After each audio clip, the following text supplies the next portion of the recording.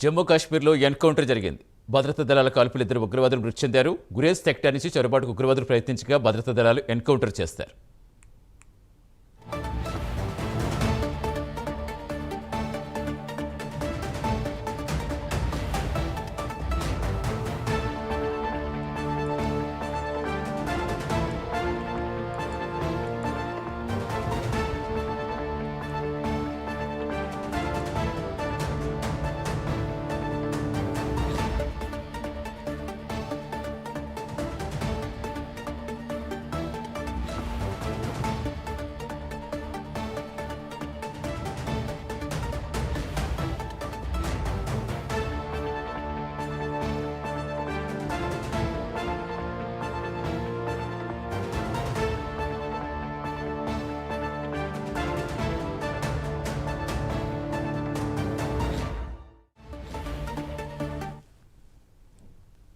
జమ్మూ కాశ్మీర్లో ఎన్కౌంటర్ జరిగింది.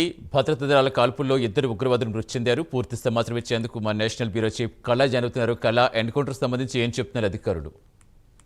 సతీష్, దాదాపు మనకు అర్ధరాత్రి జమ్మూ కాశ్మీర్ బండిపోరా జిల్లాలో గురేజ్ సెక్టార్ అన్నటువంటి ఈ ప్రాంతంలో అర్ధరాత్రి అంటే ఈ ఉగ్రవాదులు చొరబడుతున్నారు అన్నటువంటి ముందస్తు సమాచారంతో అటు జమ్మూ కాశ్మీర్ పోలీసులు భద్రతా సైన్యము సంయుక్తంగా అంటే ఆపరేషన్ చేశారు. ఇందులో Nowshera war 4 operation Nowshera war 4 కింద ఇక్కడ ఏదైతే ఉగ్రవాదులు చొరబడుతున్నారు అన్నటువంటి కీలక సమాచారంతో ఆ ప్రాంతాన్నంతటిని కూడా చుట్టుముట్టారు.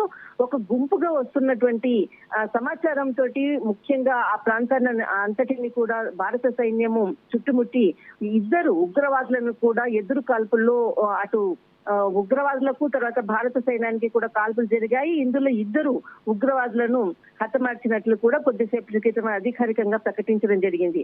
అయితే దాదాపు మనకు గత కొన్ని రోజుల నుంచి కూడా అంటే అక్కడి నుంచి పావురాలతో సమాచారం కూడా వస్తుంది. అంటే సమాచారం తెలుసుకోవడం కొరకు కూడా పావురాలను కూడా ఉపయోగిస్తున్నట్టు వైనం కూడా మనము గత వారం రోజుల క్రితం కూడా ఇక్కడ జమ్మూలో ఉన్నటువంటి సిఆర్పిఎఫ్ జవాన్లు దాన్ని గుర్తించడము, తర్వాత దానికి సంబంధించినటువంటి లేఖను కూడా బహిర్గతం చేసినటువంటిది మనం చూసాం.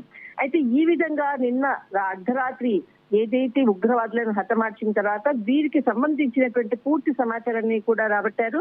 అయితే ఇప్పటి వరకు కూడా ఏదైతే మనకు గత ఆగస్టు 22వ తేదీ నుంచి కూడా అంటే ఏప్రిల్ తర్వాత మే మనకు ఆపరేషన్ సింధూర్ తర్వాత కూడా ఇప్పటి వరకు కూడా పలు ఎన్కౌంటర్లు కూడా ఇక్కడ ఉగ్రవాదులను హతమార్చిన సందర్భాలు చూసాము. పలు సందర్భాల్లో కూడా వాళ్ళు చొరబడి రావడానికి ప్రయత్నాలు కూడా చేస్తూనే ఉన్నారు.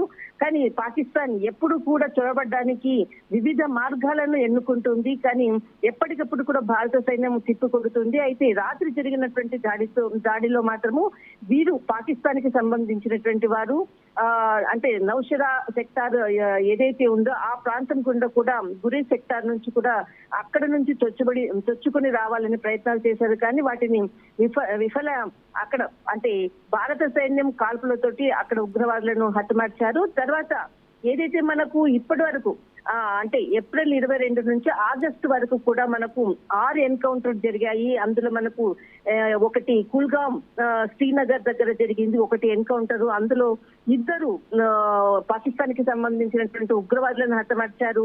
తర్వాత మనకి సాంబా సెక్టర్ లో కూడా 2వ ఎన్కౌంటర్ కూడా జరిగింది. దాదాపు ఈ 2 నెలల్లోనే దాదాపు పాకిస్తాన్ కి సంబంధించిన వాళ్ళు ఎక్కడైతే భారత సైన్యం అంతా కూడా అంటే మనకు నియంత్రణ రేఖ వెంబడి కూడా గస్తీ పెంచడంతో కూడా లోపలికి రావడానికి కూడా కొంత చాలా అంటే క్లిష్టతరమైనటువంటి సమస్యగా ఇప్పుడు ప్రస్తుతానికి పాకిస్తాన్ చొరబాటుదారులకు మాత్రం కొంత క్లిష్టతరమైనటువంటి సమస్య. ఎప్పటికప్పుడు కూడా భారత సైన్యము చొరబాటుదారులను అనుకోవచ్చు, ఉగ్రవాదులను అనుకోవచ్చు, ఎన్కౌంటర్లతోటి ఇక్కడ మొత్తం హతమారుస్తున్నటువంటిది. ఏదైతే మనకు పూల్ సెక్టర్ లో చివరిగా జరిగినటువంటి ఏదైతే ఆపరేషన్ శివశక్తి కింద ఇద్దరు ఎల్ఈటీకి సంబంధించినటువంటి ఉగ్రవాదులను కూడా హతమార్చారు.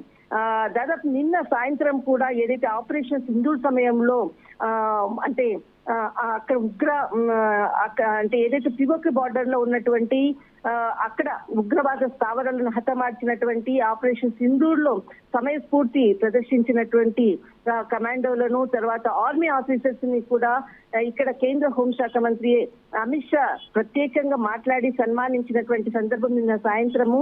మరొక వైపు ఇటు రాజ్నాథ్ సింగ్ కూడా నిన్న ఏదైతే మధ్యప్రదేశ్ లో జరిగినటువంటి ఒక కార్యక్రమంలో అందరూ కూడా రెడీగా ఉండండి, భారత సైన్యం ఎప్పుడు రెడీగా ఉంటుంది, యుద్ధానికి ఇంకా సిద్ధమే అన్నటువంటి కొన్ని కీలక వ్యాఖ్యలు చేసిన తర్వాత ఒక 2-3 గంటల తర్వాతనే ఈ ఉగ్రమూకలు భారత్ లో చొచ్చుకొని రావడానికి ప్రయత్నించాయి. కానీ ఆ క్షణంలో భారత సైన్యం తిప్పుకొట్టి 2 ఉగ్రవాదులను హతమార్చింది. సతీష్. రైట్, థ్యాంక్ యూ కళ.